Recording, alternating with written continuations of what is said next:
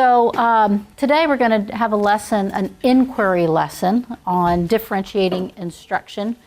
Thinking about this, what does it mean to differentiate assessment?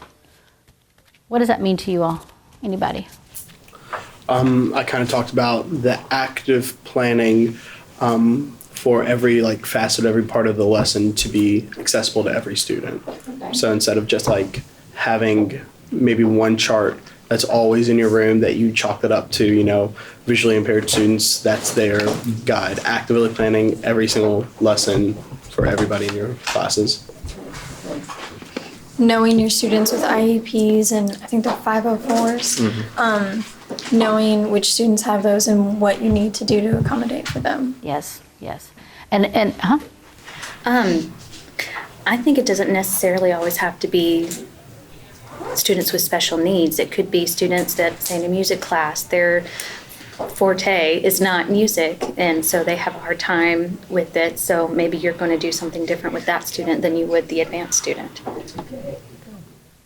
Any other thoughts? I just put basically catering to the needs and abilities of the students without compromising the content or any rules, regulations that are in place. I like that caveat there that you're not compromising. Yeah. Including, visual, auditory, kinesthetic elements to every lesson so that students can get the information on a variety of levels. Okay, good. All right, all good thinking. So we'll revisit the rest of this. We'll come back to it, but we'll go ahead and get into the lesson. So before I actually begin, when we think about inquiry, like we did last week on Thursday when we did the Socratic seminar, I'm going to be going from teacher mode to teacher educator mode. I'll kind of be shifting in and out of that role. So what does inquiry mean to you? Sarah? To ask? Yeah. I mean, an inquiry is, you're researching, you're asking questions, you're searching. And so this lesson, the inquiry model, is based on a driving question, and it's sort of like almost the scientific method. There's a hypothesis involved and some research, and then you're going to revisit that hypothesis. So you're going to sort of see how that all flows. I want to let you know that I have established some learning needs. And I am bringing this up as a teacher educator, not as a teacher pointing these students out, but just for the purpose of setting the stage. Kate has agreed to be my English language learner. Spanish is her heart language, and she is at intermediate fluency. And so what that means is that she has some command of the language. Remember, I couldn't remember what BICS stood for last week. It's basic interpersonal communication skills, so she's got good command of that, but she still needs help with academic language. I have provided her with some translations, although again I'm going to try to scaffold away from that, helping her to gain more confidence with the English language. And Spencer's going to be my student with ADHD, and I know Spencer, and he has a need to move and to fidget, and he gets just sort of anxious, and so I have provided him with this little rubber pencil kind of thing that he can squeeze. And in my own classroom, I have used things like this, and they work really well for, you don't have to have ADHD to benefit from something like that, just to be able to squeeze. But we also have this understanding that if he feels the need to get up and move, that he needs to make eye contact with me. And when he makes this motion, that means I need to stand up.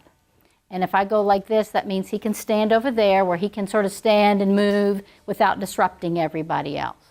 So that's sort of our cue that we've established. And then I have a struggling reader. Maggie has agreed to be my struggling reader.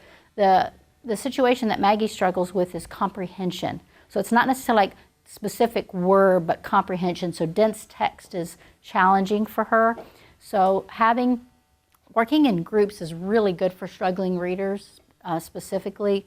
when they can have things read out loud and they can talk and communicate and share what they're reading and what they're learning. So that sets the stage for the lesson. Okay, so we'll go ahead and get started. So I had you do that. Expectations: work collaboratively, participate, respect, stay on task. And I recall when we were having a conversation, and I think it was Mark that brought this up, and I thought it was a really valid point, that it was in the Socratic seminar, that when we set expectations, what does that mean? What does that mean to show respect? What does that mean to work collaboratively? So establishing that. So I appreciated that comment. So when we have an expectation of working collaboratively, what does that mean to you? We'll just do this sort of as a quick exercise. What does it mean to you to work collaboratively? Listen to your fellow classmates. Okay, so listening to your fellow classmates. Want to make sure that you're talking so we can all hear. You expect you and your partners to work and complement each other and your actions. So complementing each other in your actions, not combative. Okay. Anything else? To participate but not dominate. Like that, to participate but not dominate. Everyone needs to participate. Okay, are we good with all that? Okay, and so then we have to participate, which is the next one. So that means you're engaging. You're not just sitting back and letting someone else do the work. Respect. So when I think of respect, I'm thinking that you're respecting your peers and their personal space and who they are as a person. You're respecting yourself. In my classroom, we don't make negative comments about ourselves. Sometimes we do that without even thinking, or just kidding, cutting up with someone else. Have I told you the rule that I used to have in my classroom, that you can't say anything negative about someone else? You know how I say, "Oh, Ben, you're such a ding-dong," and just playing, and kids will do that. And so I would stop class in the beginning, and let's say Sarah said that to Ben. I know Sarah would never do that, but I would say, "Now, Sarah, you need to say 2 nice things about Ben." You have red hair. It's nice. That's one thing. One more thing. You have a nice smile. There you go. Doesn't that make you feel good? Yes. It does. And so that takes a little bit of time, right? But and so what happens is, like, Sarah or a student might go, "Really?" I'm like, "Yeah." And I'm not like mad about this. I'm not coming down. We're just sort of making it light. And then I move on. And then I might have to do it, just here and there. But then students are like, Kate might go, "Ben, you need to say 2 nice things to me because you said something that, without really being ugly." And before you know it, it just goes away. They just don't do it anymore. And so, or if someone says something, "I'm such an idiot." "Oh, say 2 nice things about yourself." Okay, so I'm not an idiot. And Non-negating statements. yeah, you come up with something else. So anyway, when I think of respect, I'm thinking on a level that promotes positivity. Okay, and then we need to stay on task. So I'm going to get back on task. So I have a playlist for you today, and this is a nice tool to use with your students. In fact, it's expected on the team rubric that you give students an indication of what's going to happen in the class. So the playlist, our opening activity, I'm going to introduce a driving question. I'm going to give you a little background information, and then I'm going to have you hypothesize to the driving question, and you're actually going to do that in your small groups, and then give you a little time, and then we're going to hypothesize as a class. We're going to share that out. You're going to research, and then we're going to come back and we're going to compare what you found to what you hypothesized.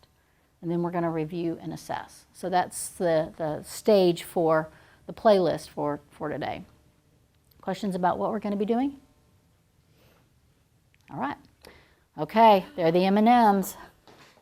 All right, so you have in front of you a bag of M&Ms, but you also, before you open that bag, you have a handout. If you will, there's a stack of them. If you'll take a handout. Okay, full disclosure. You know the normal bags of M&Ms that are brown and have all the colors? Well, I can't find those right now because it's Valentine's. So there's only 4 colors. So what I want you to do is to open your bag of M&Ms, and you will be able to eat them eventually. So you might want to put them on your paper, which is probably a fairly clean place. So you can open up your M&Ms. They're all pink. There are 4 colors. And this little piece of paper here that's folded, that's underneath the do not open, there on your table. You've got one on your table. If you'll just flip it over, it tells you what the colors represent. And you need to record on your sheet how many you have of each color. So you might separate them. Some of you have halves. That could be interesting to have halves. And once you have your colors separated, I want you to record them on your sheet. There's a place at the top. You'll get to eat your class in a minute, but just not yet. So, does anybody have all whites? Anybody have all of any color? Okay, chances are, in your own classroom, you will not have students that are all alike, right? So the whites represent your average student. Does anyone have a majority of whites? Okay. The red are special education. That's very broad, but they probably have an IEP of 504. Anybody not have any reds? Anybody have majority reds? Okay. I hope you have an educational assistant to help you. What about light pink? Anybody have all or any no light pink? Okay. The light pink is all English language learners. Anybody have several of those? Like, 3 or 4? Mm-hmm. I hope you have an ESL teacher to help you. What about dark pink? Anybody have any dark pink? A lot of dark pink. Okay, so we've got gifted. Okay, so the point of this activity is to help you realize that you have a number of students in your class of different needs, and of course this is limited. In fact, just to kind of show you, in the fall, when I can get regular M&Ms, we break it down even more. Economically disadvantaged, behavior problems, for example, that we could add, and I just chose those particular areas. And we have students that have all these different characteristics and needs. So the driving question, and it's also on your table, and it's going to remain there so you can see this, is basically, how am I going to meet the needs of all of these students at the same time? How am I going to meet all the needs of each of these students in my class? So what you're going to do is going to hypothesize in a minute, but let's talk about what you're going to be held accountable for. So our learning targets. Brock, do you mind to read that first learning target for me? I can define differentiated instruction and assessment. Okay, so we're going to come up with, what does that mean, a definition. And Sarah, would you read the next one? I can explain why I should differentiate instruction. Okay, so what it is and why I should do it. Bailey, the next one. I can describe at least 3 strategies for differentiation. Okay, so some strategies. And how many? 3. Okay, at least 3. And then Emily, would you read the next one? I can explain how I can differentiate in my content area. Okay, and so that last bullet is going to reference the homework that we're going to do. All right, what do you see here in this picture? Bored, distracted. Somebody attentive in the back. What do you see here? Could be English language, headshot. What is the message that's being conveyed in that image, do you think, to you? I'm sorry? Eye contact. Struggling. Frustration. Maybe focus. Struggling, frustration, could be focused. Determined. Determined. Interested. Intrigued. Listening. Focused. Me in high school. Say it again. Me in high school. Happy. Unique. Skipping school. Maybe. So lots of different images, and it's interesting because some people will see one thing, and other people will see something different. like, oh, that looks aggressive to me, or that just looks inquisitive to me. So it's interesting. And we have immediate impressions of our students, or just of people in general, and we really don't know. And I show you those pictures because certainly they could be any of your students, but a picture doesn't always tell the story. All right, so sort of keep that in mind. So this is Tennessee in the academic year 15-16, and it's intentional why that I'm choosing this particular year. But during this academic year, 64% of our students were white, 24% were black, 9% Hispanic, and 2% were Asian. We had 5% English language learners, 35% economically disadvantaged, and 4% that were disabled. This probably looks a little different now, but that's what it was at the time. Now here's an image, and you might be better off to look at a screen that's close to you. What you'll notice, you have content areas, Algebra 1 down through geometry. It includes biology, English, U.S. history, chemistry. And then you have these bars with percentages. The orange bar represents below basic, and this sort of gray section represents approaching basic. The yellowish is on track, and then the blue are the percent that have mastered. So these are all percents of students in the state of Tennessee at the end of the academic year based on end of course test results. So what are some things that you notice by looking at this data? What stands out to you? Math is an issue. Okay, when you say math is an issue, what does that mean? What do you mean by that? The top three, like, highest below basic categories are the only three math categories, and they're all by at least 10% from the fourth. So math scores seem to be substantially lower. All right, what else do you notice? Science scores are higher. Scores are higher. The math scores didn't seem to improve by much, the mastery. Okay, so they didn't seem to improve by percent mastery. Overall, it doesn't seem like we're where we want to be, because if green or blue is on track, the majority of students in all these areas are below on track. Yeah, if you put the yellow or the green, whatever color that is, with the blue, and sort of think of that as one bar, the percent, if I'm understanding what you're saying, is lower than what we would want it to be. Okay. So does anybody remember anything about the academic year? Think about where you were in 2015-16. What do you remember about that year?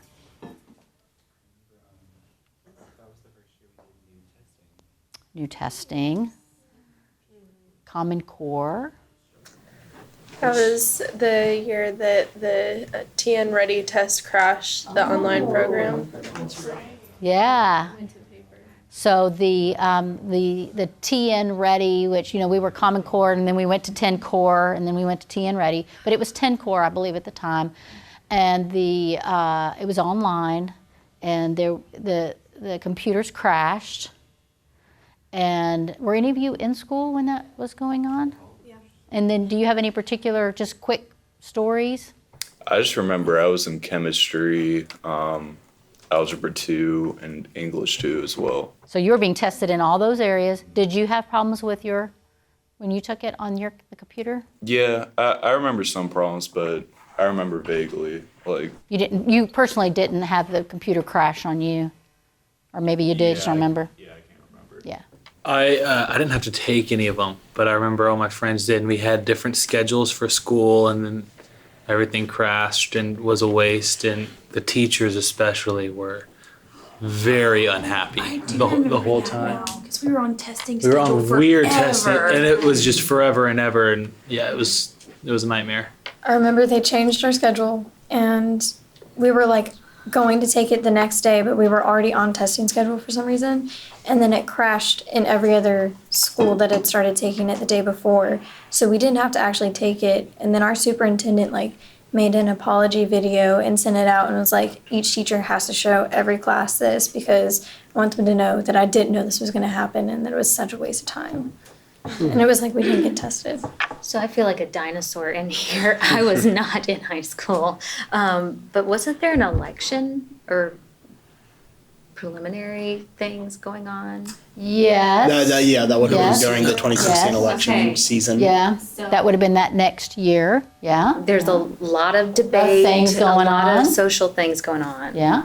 I remember being in Algebra 2 and going in to take this test. And I was in honors Algebra 2. And so, like, I was not the smartest person in the class, but, like, you know, I had a grip on It was a what we higher were learning. level. Oh, I had a grip on what we were learning, and we went in, and our teacher actually got to be our proctor, and we opened, like, you know, you have to follow all the, you know, instructions, read this, opened it up, and for the first, like, 2 minutes, people, like, everyone literally laughed at the first page of questions because they were so foreign been learning that I honestly answered like I don't know on so many because I couldn't even approach the problem. Had no idea. You were just completely bewildered by it. Completely bewildered. I probably answered 2 questions that I felt semi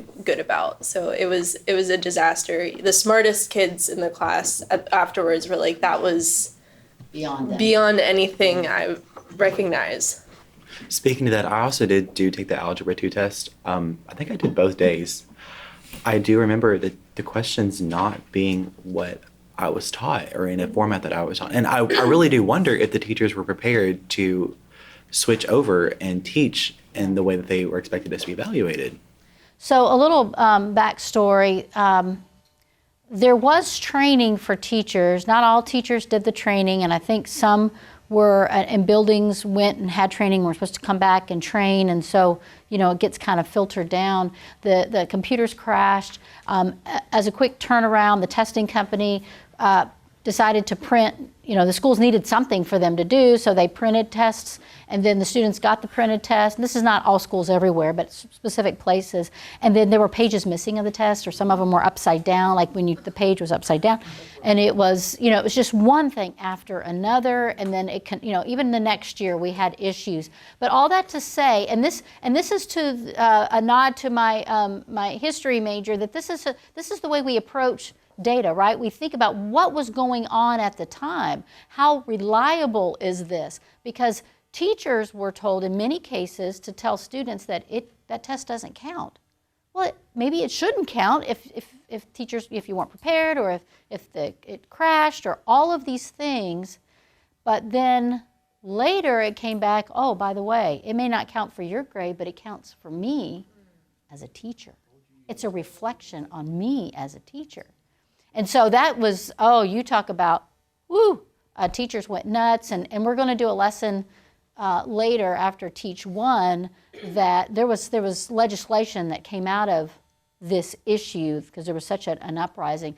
But this idea is, you know, you can't just take a set of data and go and analyze it without looking at the bigger context.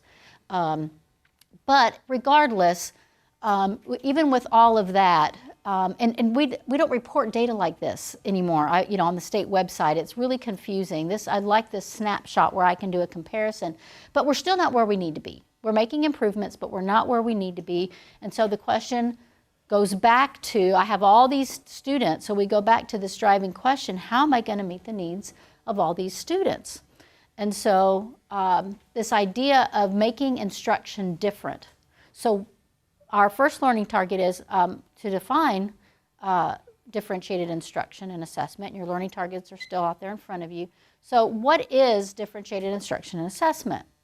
So it's instruction and assessment that responds to the learner's needs.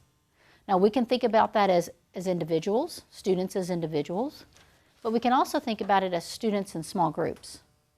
Because probably if you take analyze your class, you could probably begin to group students together based on their needs. They have similar learning needs. Another name for it is called responsive teaching. So it's teaching in a way that's responsive to my students' needs. So that's a definition for you. So why should we differentiate? Here's something to consider.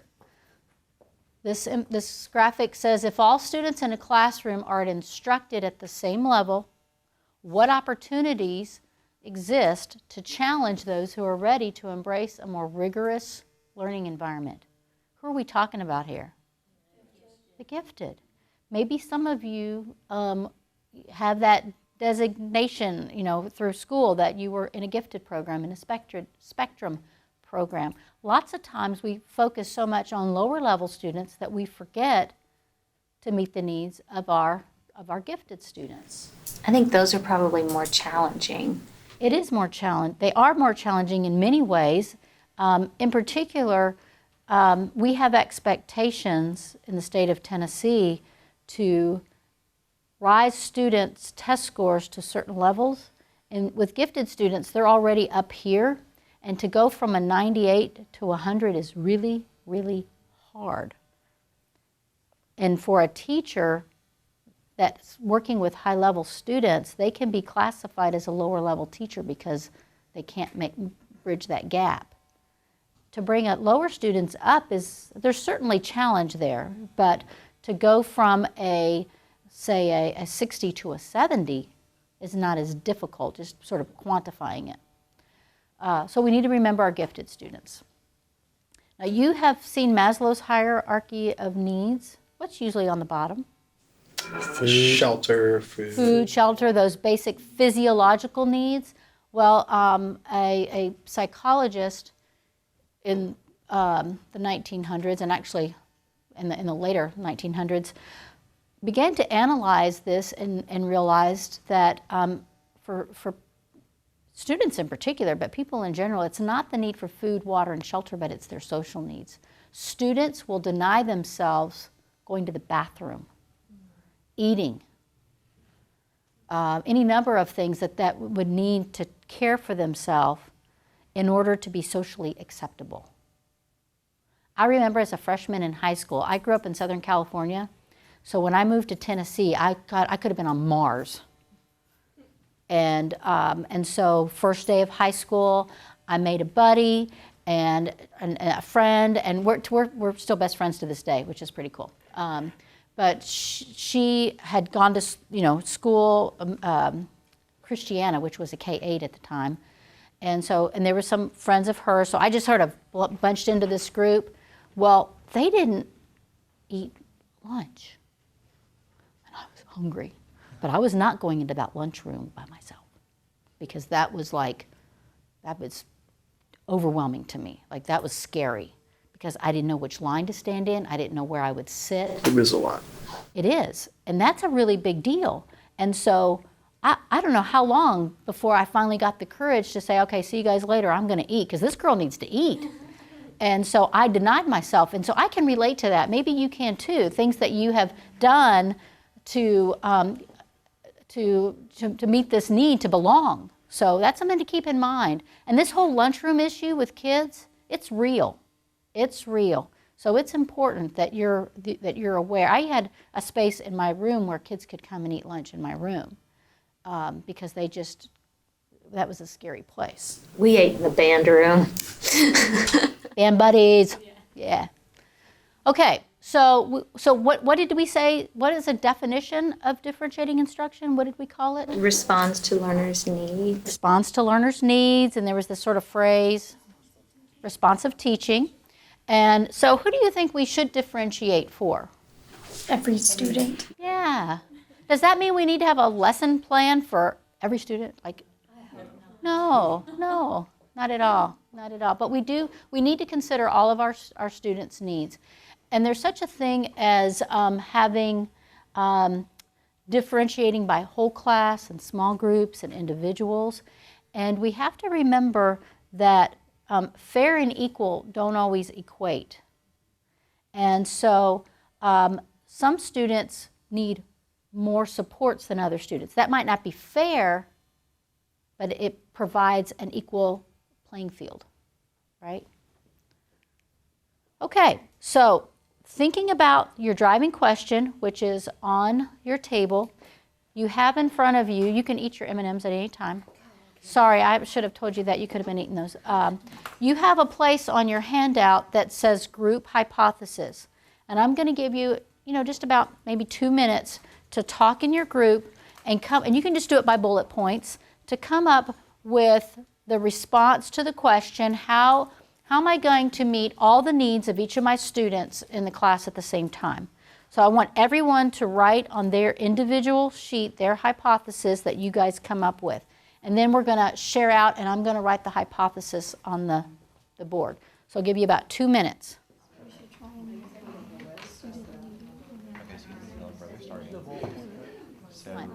Okay, I'm going to start with this table here, Anastasia and Emily. What's one of the hypotheses that you came up with? Well, we said that the first thing that we're going to need to do is just address Make a list for really, ourselves each need that is going to be present. every in the class. single need. So you need to determine the needs Yes. Yes. and of all the students. So what are the needs? Okay. Now, what about this table over here? What's one thing that you came up with? After you do that, you need to research successful differentiation strategies for those individual needs, whether it's a group or a person. All right. So we need to research strategies. Okay. In your talking, did you have any ideas of what a successful research strategy might be? Did you talk about that at all? Okay. Over here. One thing. One thing that we said is plan an activity that has multiple levels of kind of academic involvement that students can dig into if they. Multiple levels of academic involvement. So when you say that, give me just a brief explanation of what you mean by that. Having an activity that has a base number of, let's say, components, and then for the gifted students, adding some parts to it. So say if it's like researching a topic, adding different facets of that research to the gifted students, or more base level for the lower performing students. So sort of like tiers.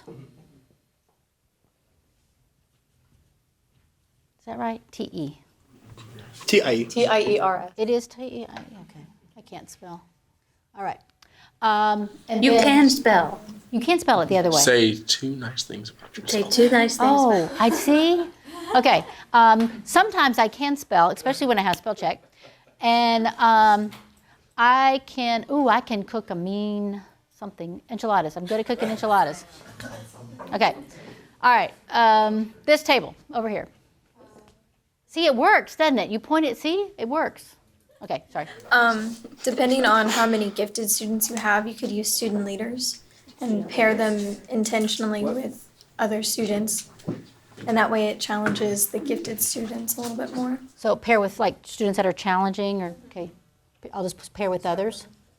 Okay. All right, coming back over here. Anything you want to add to this list that you talked about or that you wrote down?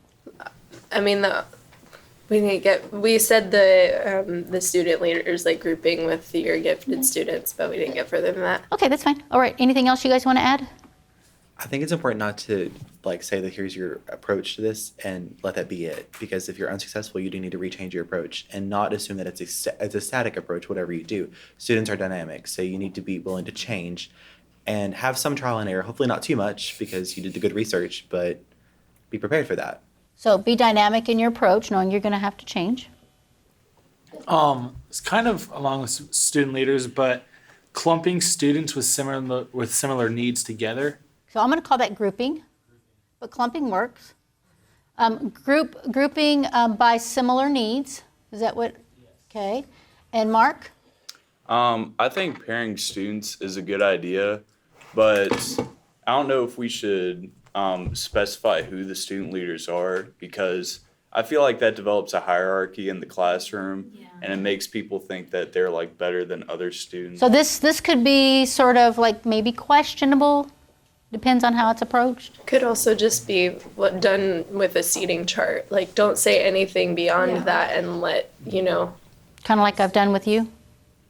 I think it's also there's some merit to doing a bit of both. So if you're grouping people with similar needs together, but then you're also grouping people together with different needs, then it adds some variety. But then you also have that opportunity for the the gifted students to challenge each other, but then also an opportunity for the gifted students to lead the struggling students. But then it just adds some variety, so it's not quite as obvious, Yeah. Did you guys have something else over here? We had also pre-assessment, which kind of went back to determining their needs. But if you're in like an English class, we want to assess. Pre-assess content.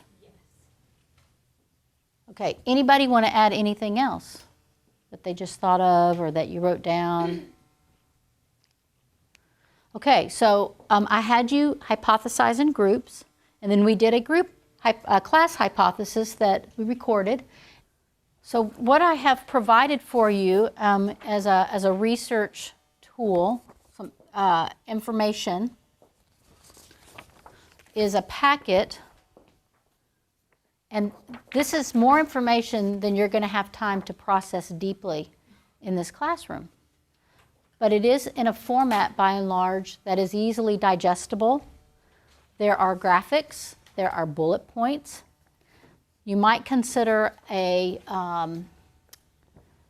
divide and conquer approach. You're going to have some silent time. I'm going to give you 5 minutes of silent time, and then you're going to discuss. You'll notice there's a lot of images here. One of the pages is a little bit more dense, so this is a little bit more challenging.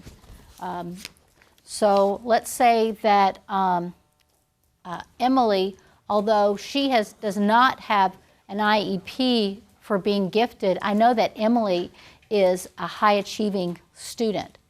And so this is something that Emily could chew on more easily and be more challenged, I should say, by something that's a little bit more, a more dense text. You'll also notice a concept map.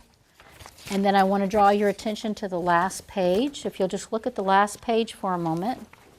There's an academic language sheet. This is probably includes many words that you may not be familiar with, but there are probably others. So I would invite you please to write down any others. And I'm going to put a marker over there that you can write any words that we might need to address. So I'm going to give you 5 minutes, and maybe you want to have a strategy. Maybe you want to talk a minute first, have a strategy on how you want to tackle this. The goal is to learn, is to answer this question. How am I going to meet the needs of my students? They have different needs. How am I going to meet them? That's the goal of this research, and so there's lots of information provided to help you with that. All right? So that's your task for the next 5 minutes, is to begin to read, and then when you're finished, begin to talk, and you have a place on the back of your handout, your activity sheet, for you to take some notes. Any questions? All right.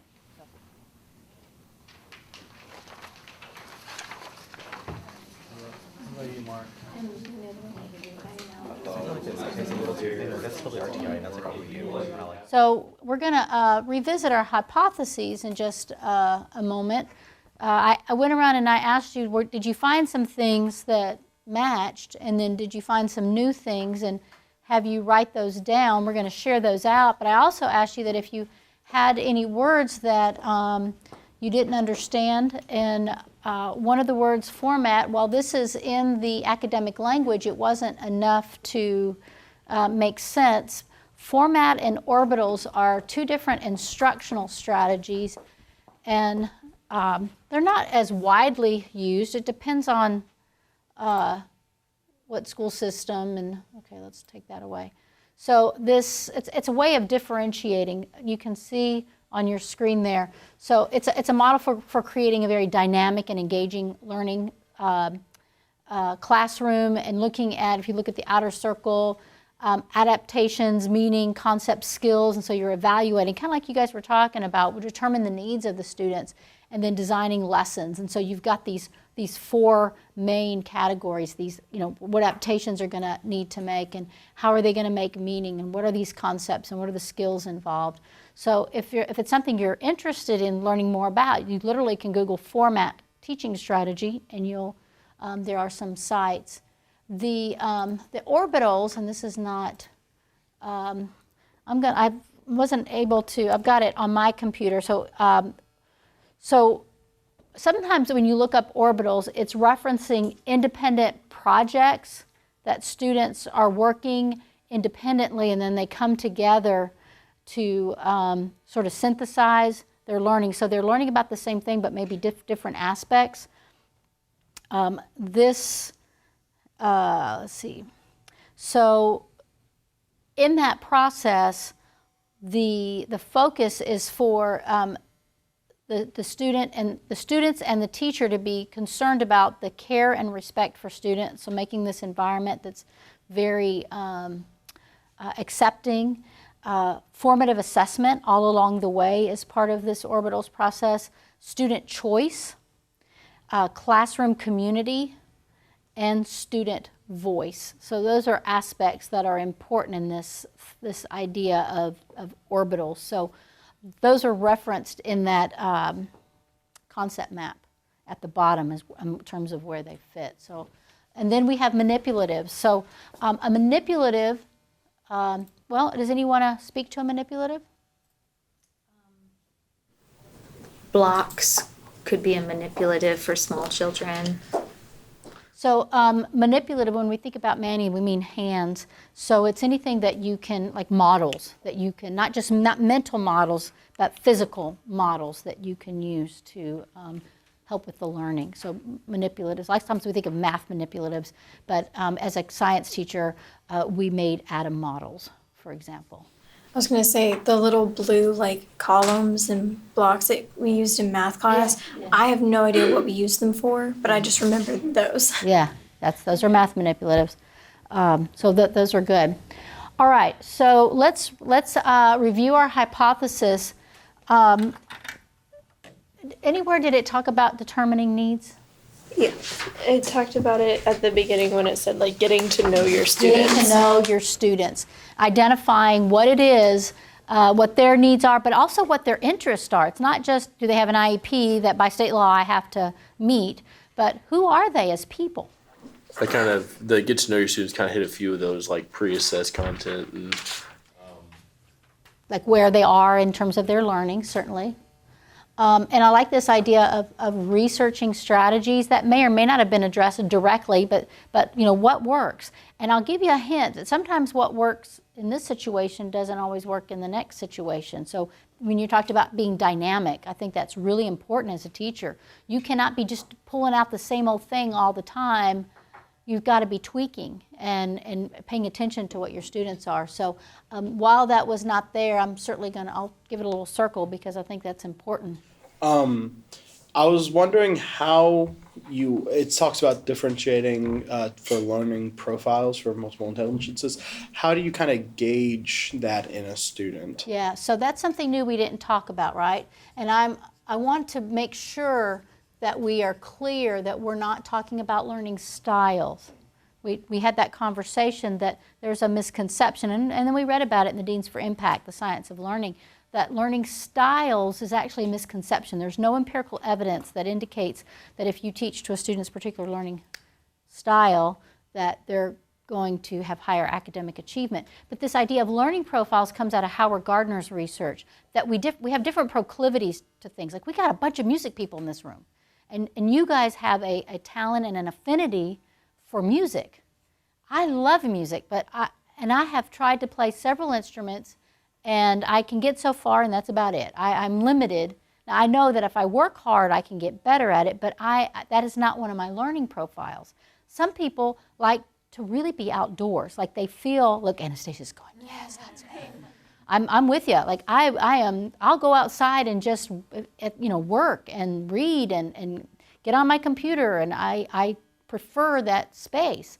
Some people are more athletic, and they are very physical, and so we have these different learning profiles, and lots of times you pick up on it just by being with your students, and they're probably questionnaires and things you could even develop, and while that's on my brain. Do you know how I had you do that student interest inventory at the beginning? If your mentor teacher allows you to do something like that, I recommend it. And it doesn't have to be the one that I did. It could be that, or it could be your questions that you develop, thinking, what do I want to know about these students, that allows me to get to know them, not being intrusive, but have them share with me some things. And so you can even, do you prefer this environment or this environment? You can, and I'm sure there are questions out there to deal with that. So that's under a new finding. So if you don't have that under new findings, this idea of learning profiles, because we can capitalize on that. That said, we don't want to always, we want to challenge our students and get them out of their comfort zone so that they're not always, for the project, performing something musically or writing a lyric that they sing or doing something physical. We want to challenge them outside and beyond that. Okay, what about multiple levels of academic involvement, tiers? Did you see that? That's really big.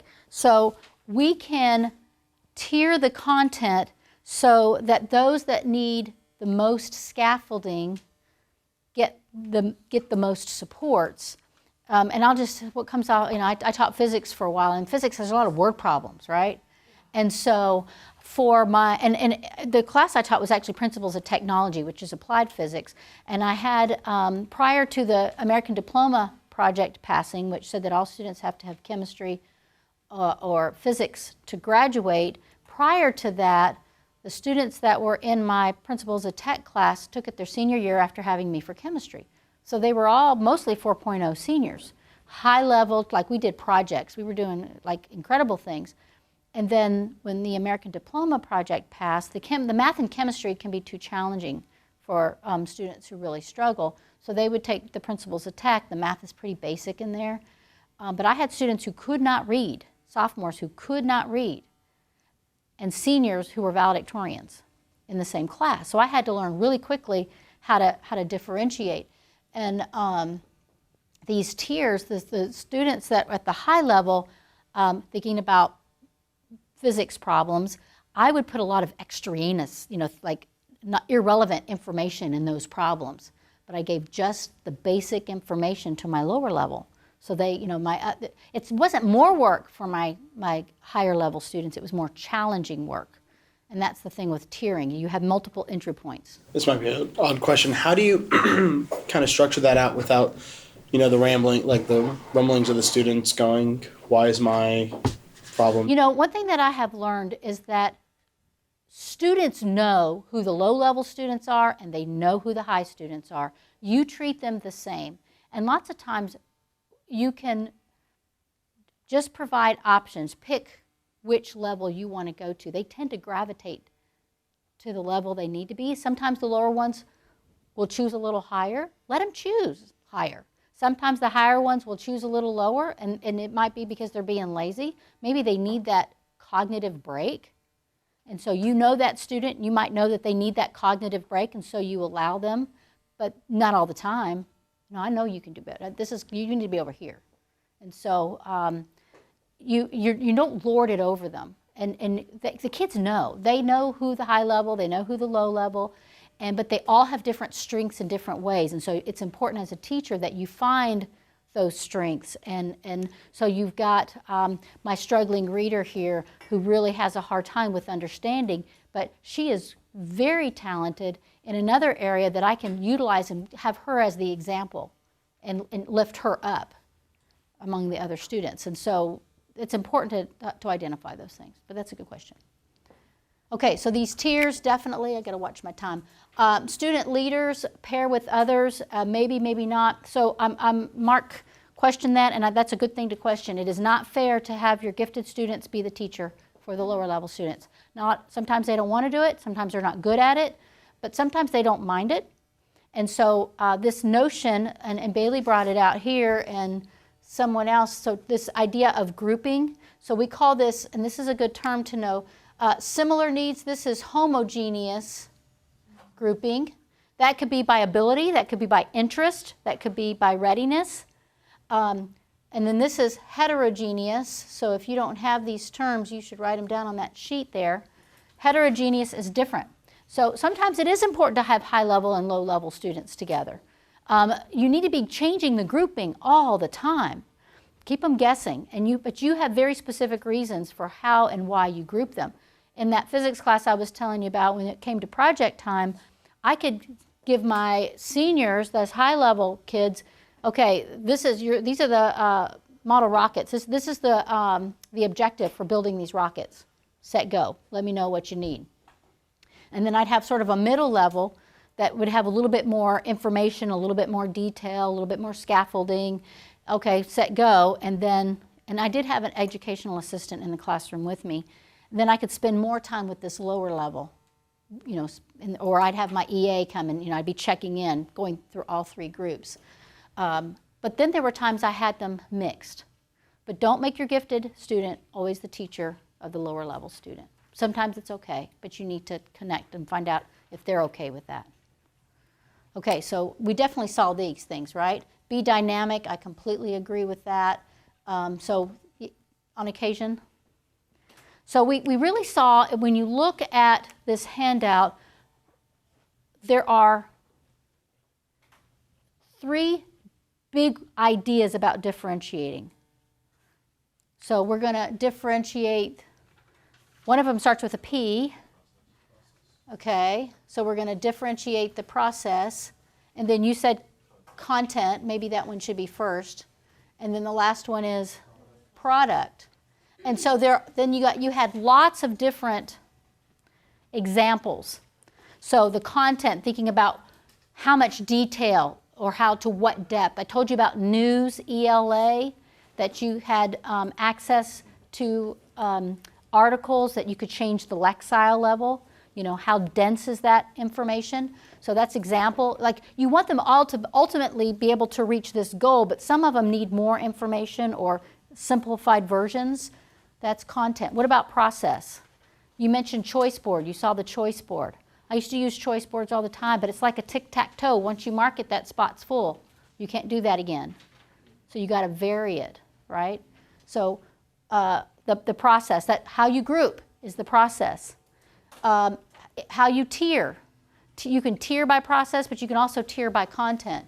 What about product? What are some of the things you saw about product?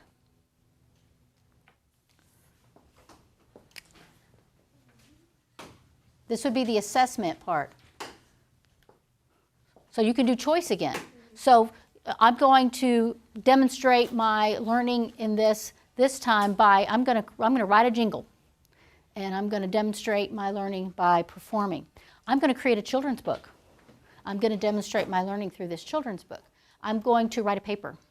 I am not going to do a presentation because I hate talking. Well, sometime you're going to have to do a presentation because you have to mark that off the board. So you can give them different ways in big projects, but also just in a little assessment. At the Socratic seminar, you could write it, you could drop images. And some of you did that, stick people and whatnot? Yep. So for us future choir directors and band directors, we're going to have so many different levels. How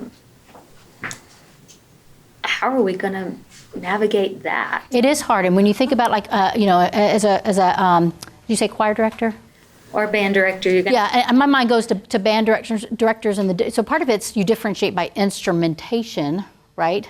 But even within a group of tuba players, there are different needs within that, and this is challenging. This is challenging for a second grade teacher in physical education, or a mathematics teacher, and you start somewhere. You start on a larger scale, things that are manageable. And as you get more adept, you start getting deeper, and as you get to know them a little bit better. Now, I know that Brock's going to struggle with this. So how can I make this more accessible to Brock as I'm planning? You're really thinking about your students in that process.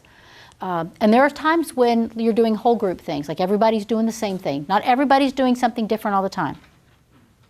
So sometimes we're all doing the same thing. And as the teacher, you've got to know what's best, or what you think is best, and then you're dynamic. You evaluate it and you go, whew, yeah, that didn't work. We're going to try something else. But you don't abandon it altogether. You just keep trying different things. So we're going to differentiate the process. I'll start with content, process, and product. But we're going to differentiate by, there were 3 things. Interest, readiness, and LP, learning profile. Okay? So those are big categories with lots of different examples, lots of different strategies there. Comments? I had one kind of going back to the content, like differentiating content. One example that I had, I went to the NAAA convention in Boston last year, and Arts Association. and one thing that is huge there is, taking, like, our classrooms are not all, just white students, obviously. And so one thing that we kind of get into a rut of doing is teaching the old European masters over and over and over. And because cultures are different and students are different and coming from all backgrounds. And so differentiating just based on like cultures and, diversity is huge. So just, you're still teaching the same, I want to teach my students how to paint using this style, but finding, there's another artist. Yeah, if I'm a from Latina, Ghana find a who does the Latina who same- does yes. maybe that kind of. Absolutely. We call that culturally responsive teaching. And I'm really glad you brought that up, Emily, because that should be, that's we get to know our students. What is their makeup? So it's just not their interest in their abilities, but we could probably assume that I'm interested in people like me. And so as a teacher, how can I find things that interest? So thank you for bringing that up. Very important. And regardless of your content, you can find things that can help your students make connections with that content based on those people that look like them that are involved with that. Good. Okay. So reviewing our learning targets. So who can define differentiated instruction and assessment? What's a good definition for that? Simply. Responsive teaching. Okay. Oops, let's go, don't do that. Anastasia, why should I differentiate my instruction? To reach all learners, because all learners need to be reached. I need to reach all my learners. I need to make it the content accessible to them. Thank you. And then I can describe at least 3 strategies. So Mark, give me one strategy that I could use to differentiate my instruction to help my students. Grouping students by similar needs. Okay, so thinking about grouping by similar needs. So we call that what kind of grouping? And then if we group them by differences, heterogeneous. Okay, so that's one strategy. Maggie, what's another strategy? Multi-tiered activities. Okay, so we think about multi-tiered activities based on where students enter the content based on their background knowledge because we've pre-assessed them, we know them. Good. And then a third one, Ben, what's a third one? I would say getting to know your students. Yeah, we need to know our students in order to know how to differentiate for them. Anybody want to throw one out there that really spoke to you? Something you guys mentioned over here? Choice boards, yeah. Choice is always a great, because that's a natural way to differentiate, is through choice. Good. And then for homework, we'll talk about it in a moment. You're going to explain how you can differentiate according to your content area. Okay, so this whole Canva thing that I want you to see is, so here is, and you might look at a screen near you. This is an example of a Canva flyer made by a student, actually one of my grad students. Differentiated instruction, and this is going to be she's going to be a biology teacher, talking about supporting individuality, varied groups, further assistance, options for projects, and then she has some detail in there. So I'm just going to kind of, I've got a couple of these. This is an English student. I like this. This is like a treasure map, and we're on this adventure, and so she talks about how she's going to differentiate assignments and grouping, the environment, and offering choice. And maybe that's the only, let's see, I have this one. Okay, this is history, I think. So really colorful, just these nice little infographics. And then, oh, let's see, can I make that smaller? Yes, I can. Okay, this, yeah, in mathematics. And these are things that, and some of my grad students are job embedded. They're already in the classroom. So it's like, create something that you can put up in your classroom that tells students, this is how I'm meeting your needs. These are things I'm going to do in my class. So your job is to create a Canva flyer. And I'd like you to use Canva because it's a tool that you might not be familiar with, and I'd like you to get familiar with. So it is due in the Dropbox by the 6th. Something else that's really awesome about Canva is you can physically order a print off of it. So if you want to physically put it in your classroom, it's like $10 maybe to get like a poster size. You can also, the library here at Tech Services will print out the large size. They're not the most amazing print quality, but like just yeah, we made class sets of classroom posters for my other class, and I print them all over there. Good to know. Do you want this for a high school or could it be elementary? So Kate is asking, do high school, elementary, some of you are K-12 licensure, you choose. You get to choose. Like if you want to focus on the littles, those of you that are secondary, if you think it's middle school, high school, whatever. So differentiating instruction. I've never heard of Canva until right now. So is it a website? Like how do I? So canva.com. It's very intuitive. And so it's a way, and you'll see all kinds of templates. You can do wedding invitations on there or garage sale flyers. Yeah, you're going to hopefully you'll have fun with it.